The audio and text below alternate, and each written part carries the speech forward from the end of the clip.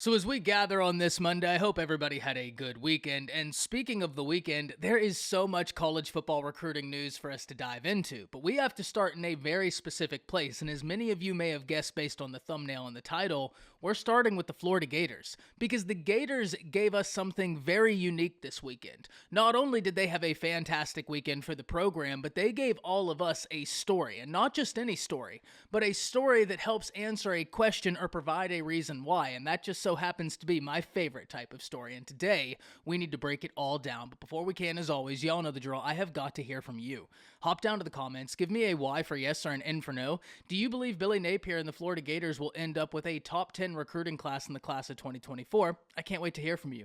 If you're new to the channel, be sure to subscribe, hit that bell notification. I do constant college football content. You don't want to miss any of it, and if you enjoyed the content, be sure to like and comment down below. Those interactions seem small, but they truly are massive to content creators such as myself, and we're on a push to 20,000 subscribers. I'd love to have you a part of this unbelievable community. But having said all that, let's jump right into this. And if you're aware of what the Florida Gators did this weekend on the recruiting trail, and you're aware of the 4 wins they got, you may be under the impression that it was all good news for Napier and the Gators this weekend, but that would absolutely not be the case. And in order for us to first understand this story, we have to start at the very beginning. But before we can even do that, we need to understand the question that it helps answer. And in my opinion, this is a story I'm going to reference whenever anybody asks, why do you love recruiting so much? So let's start at the very beginning. Because right before the weekend began, reports started to surface that a quarterback in the class of 2025 that was committed to the Florida Gators, and Austin Simmons,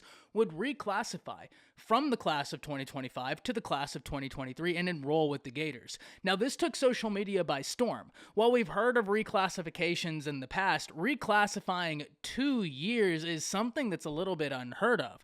And many people were talking about this on Twitter, on Facebook, you name the platform. People were talking about this. And it didn't take long for the family to start coming out and denying these reports. And it made sense. Reclassifying 2 years is a wild thing to think about. And so many people left it there. They thought the story was done. It's just something that got out, not going to happen, all good. Only a few days later does a report come out and a tweet come out. I get a notification. Click it.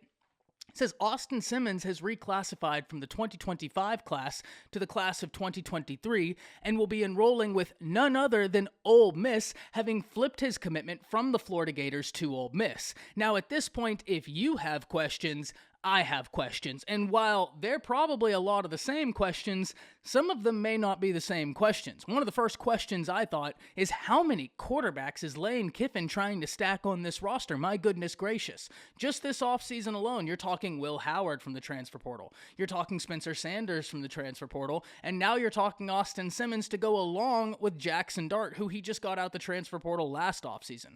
So there is so many quarterbacks at Ole Miss. That was something that really stood out to me. But naturally, people's question was, well, what about Florida? The reports just came out that he was reclassifying from the 2025 class to the 2023 class and would join the Florida Gators as he was already committed there, but that would not be the case. Many people, whenever that news broke, thought that the Florida Gators were in a lot of trouble. The Jaden Rashada news and storylines started to come back out, and many people were wondering, what's the future for this program going to be? But it did not take Billy Napier and the Florida Gators staff long to start pouring water on the fires, and they got 4 big-time commitments to finish out the weekend. And now Florida fans don't even remember the quarterback in the class of 2025, Austin Simmons, a very talented prospect, but they got a lot of wins that helped mitigate that loss, and today we need to dive into them. First and foremost, we can talk about Aaron Childs, the linebacker from Maryland, who comes in as a top 100 prospect in the nation, a prospect several other schools wanted real bad. This is a massive win for the Gators. You can never have too many top-tier linebackers that you like, especially ones with the versatility that an Aaron Childs has. This is a guy that can pretty much well do it all from the linebacker position and has been asked to do it all by his high school team, which is something I really love. We talk about this all the time. Versatility is a tough thing to argue against, especially for these top-tier guys coming from the high school ranks.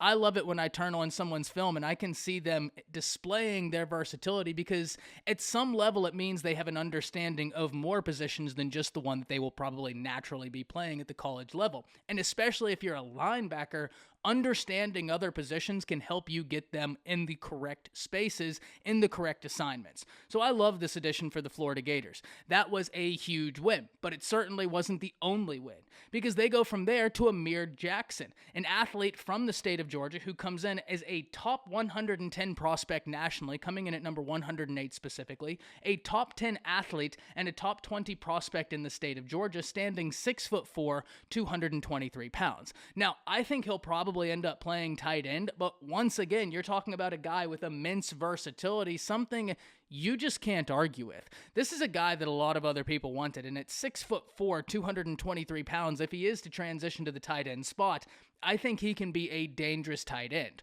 One thing that really stands out to me about Amir Jackson is his background in basketball, and I think that's going to be awesome experience, especially if he does play the tight end position. Understanding how to box out, understanding how to high point the ball, those are all going to be assets that help him try and see the field early at tight end, especially in the red zone, where he can use his big body to box out defenders that will be smaller than him and utilize that size to be able to convert easy points for the Florida Gators. I talk about this at length. Tight ends, in my opinion, are one of the most intriguing positions in the game of football as we currently have it, especially in this modern era of offenses. And it's not just relegated to college football. You take a look in the NFL, I say this time and time again, go back and watch the Super Bowl we just saw. Watch how much the tight ends were utilized. Go back and start watching some of these top-tier college football teams, and a lot of them are using the tight ends because they have tight ends that are utter mismatches.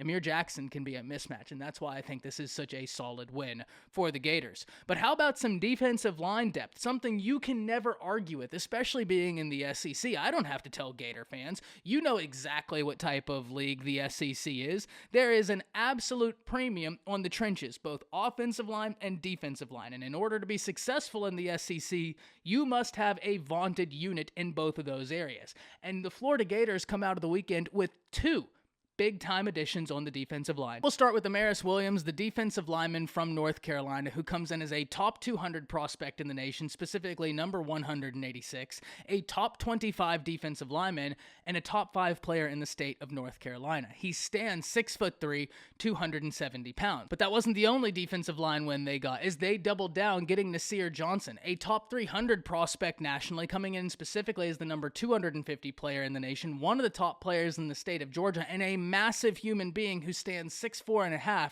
300 pounds per 24/7 sports. And as I stated, there is no arguing with getting top 300 blue chip guys to play along your defensive line. It is a position of premium, and it's absolutely something that Napier and the Gators will look to continue adding along that defensive front. So if you're a fan of the Florida Gators, you have got to be over the moon with how the past week has gone. It looked rocky with the Austin Simmons situation, a situation that we will still talk about, but at the end of the day, the wins you got easily helped Gator fans everywhere get over the Austin Simmons news. And what's more, something that I kept talking about whenever we would be in our group chats talking about the Austin Simmons news, at least Florida has DJ Lagway, a 5-star quarterback that has got a lot of upside in this class, someone who's been big for the Gators and trying to get other people added into this class, and someone that's going to be a real force for the Gators in the 2024 cycle. Maybe a must-lamb prospect for Billy Napier. Look, at the end of the day, we need to ask the question, what does this ultimately mean for the Florida Gators recruiting class? And it puts them within the top 10 recruiting classes in the nation, specifically coming in at number 8. And so now we need to get back to the theme of this all, that the Florida Gators gave us all something very unique this weekend. They gave us a story. Not just any story, but a story that answers a question or provides a reason why, and if you know me, you know that's my favorite type of story. If somebody asks me the question I get asked all too frequently, especially in the age of NIL, especially in the age of the transfer portal, why do you love recruiting so much, especially when anything can change at the drop of a hat? That's exactly why I love recruiting so much, because it's organized, beautiful chaos. But ultimately, these are people making decisions they think are best for their futures. And I think it's awesome, the storylines, the stories of triumph, and then the stories of just pure, utter chaos like we got this weekend. This weekend gave us something. It gave us a story that you can point to whenever anybody asks why you're so passionate about college football recruiting. Because anything can happen. And to quote one of the greatest movies ever made and one of the greatest characters in a movie ever, Michael Corleone, just when I thought I was out, they pull me back in. That's exactly what happens with college football recruiting, and I can't wait to hear what you thought of the Florida Gators' insane weekend. Hop down to the comments and let me know. That's it. See you.